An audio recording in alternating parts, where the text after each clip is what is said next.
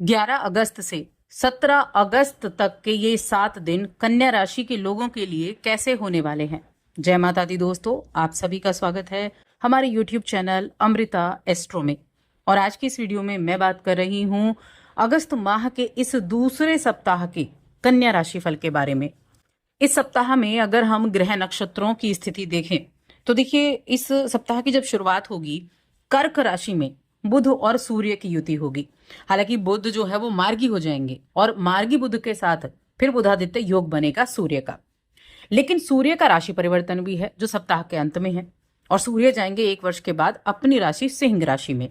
ये एक सूर्य के लिए शुभ स्थिति होगी। और वही सिंह राशि में केतु भी विराजमान है, तो केतु के साथ भी सूर्य की युति हो जाएगी। बाकी ग्रहों को देखें तो गुरु, बृहस्पति और शुक्रदेव ये दोनों ही मिथुन राशि में गज लक्ष्मी राजयोग का निर्माण कर रहे हैं। वहीं मंगल आपकी राशि में विराजमान है कन्या राशि में, जो कि शनि के साथ तो समसप्तक योग बना रहे हैं और राहु के साथ षडाष्टक योग बना रहे हैं। और कहीं ना कहीं दोनों ही योग शुभ योग नहीं है। वहीं शनिदेव मीन राशि में वक्री अवस्था में बैठे हुए हैं और राहु कुंभ राशि में। तो ये तो ग्रहों की स्थिति। और चंद्रमा हर 2.5 दिन में राशि बदलते हैं, तो जब ये शनि के साथ होंगे तो विष योग बनाएंगे, राहु के साथ होंगे तो ग्रहण योग बनाएंगे। तो इस तरह से इस सप्ताह में इन ग्रहों की स्थिति होने वाली है। अब इनका जो प्रभाव है वो कैसा रहेगा, क्या चीजें लाभदायक रहेंगी, क्या आपको सावधानी रखनी है, क्या आप उपाय कर सकते हैं, इसके बारे में जान लेते हैं। तो आगे बढ़ने से पहले छोटा सा निवेदन, चैनल पर पहली बार आए हैं, अभी तक चैनल को सब्सक्राइब नहीं किया है तो जरूर कर लें। और कुंडली दिखाना चाहते हैं तो डिस्क्रिप्शन में या स्क्रीन पर आपको नंबर मिल जाएगा, व्हाट्सएप पे मैसेज के थ्रू आप हमसे कांटेक्ट कर सकते हैं। अभी 1 वीक यानी 16 अगस्त जन्माष्टमी तक के लिए डिस्काउंट भी है। तो राशिफल की हम बात करें तो देखिए, इस सप्ताह में जो कन्या राशि है बुध की राशि है और राशि में बैठे हुए हैं मंगलदेव। मंगलदेव कुछ चीजों के लिए बड़े एनर्जेटिक प्रभाव देते हैं। मंगल क्या है, एनर्जी है, और राशि में बैठे हैं तो बहुत एनर्जी भी देने वाले हैं। लेकिन ये शत्रु राशि भी है, तो यहाँ क्या रहेगा, फिर भी इस सप्ताह में आप बड़े अपने जीवन में कुछ ऐसे कार्य कर पाएंगे जो आप करना चाहते थे। बहुत शुभता लेकर आया है ये सप्ताह आपके लिए। देखिए, प्रत्येक कदम पर आपको सौभाग्य का साथ मिल सकता है। जो कार्य सोच कर चलेंगे कि आपको ये कार्य करने हैं, इन कार्यों के लिए आपने समय निकाला है, तो आप उन कार्यों को समय से कर पाएंगे। यानी मनचाहे तरीके से आप अपनी कामों को अंजाम दे सकते हैं। कार्य क्षेत्र में लोगों के साथ मिलजुल कर काम करने से आपको बहुत अच्छी सफलता मिलेगी। जब आप मिलजुल कर काम करेंगे ना, तो उम्मीद से कहीं ज्यादा आपको प्राप्त हो सकता है। ये चीज याद रखें, क्योंकि देखिए कहते हैं ना कि ग्रुप में आप किसी काम को करते हैं तो वो आपको अच्छे रिजल्ट देता है। सप्ताह का जो पूर्वार्ध का समय रहेगा, वहां किसी उच्च अधिकारी या सत्ता से जुड़े किसी प्रभावशाली व्यक्ति की मदद से कोई आपका अटका हुआ काम पूरा हो सकता है। कोई महत्वपूर्ण कार्य ऐसा जिससे आप बड़े परेशान भी हो रहे थे वो पूरा हो सकता है, और आपको बड़ी संतुष्टि का अनुभव होगा। यानी कि एक ऐसा जो मन पर बोझ था जिसे आप पूरा करना चाह रहे थे, ऐसा बोझ आपके ऊपर से उतर जाएगा।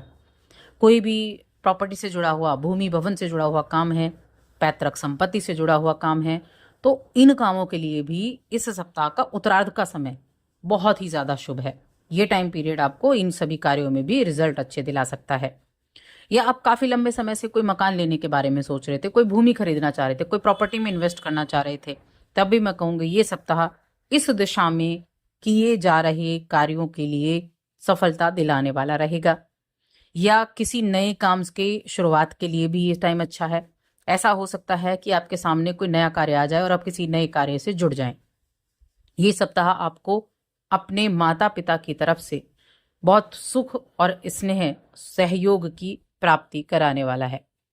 आप सही दिशा में परिश्रम करेंगे तो निश्चित रूप से आपको सकारात्मक परिणाम देखने को मिल सकता है। ये सप्ताह आपके कारोबार में तेजी लेकर आएगा। कोई अच्छी खबर भी आपको सुनने को मिलेगी, और किसी ना किसी तरह से देखिए, जब आप कई कार्यों से भी जुड़ेंगे, आप मेहनत भी करेंगे, तो आपको थकावट भी महसूस हो सकती है, लेकिन साथ में खुशी भी रहेगी, आपने बहुत सारे कार्यों को पूरा कर लिया।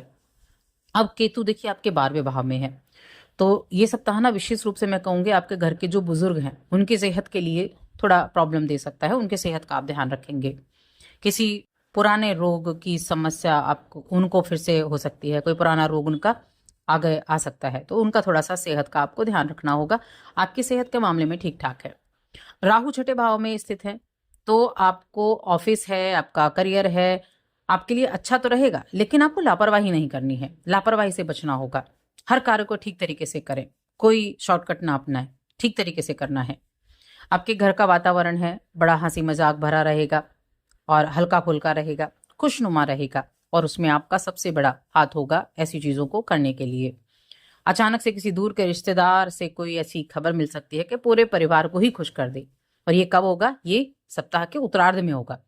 अगर आप किसी व्यवसाय से जुड़ना चाहते हैं, किसी काम को पार्टनरशिप में करना चाहते हैं, तो ये बहुत ही जरूरी व्यवसाय, बहुत ही जरूरी समय आपके लिए है। अच्छी तरीके से सारी चीजों पर विचार विमर्श करें और फिर आप कोई भी निर्णय लेंगे तो वो निर्णय आपके लिए अच्छा रहेगा। स्टूडेंट्स की मैं बात करती हूँ।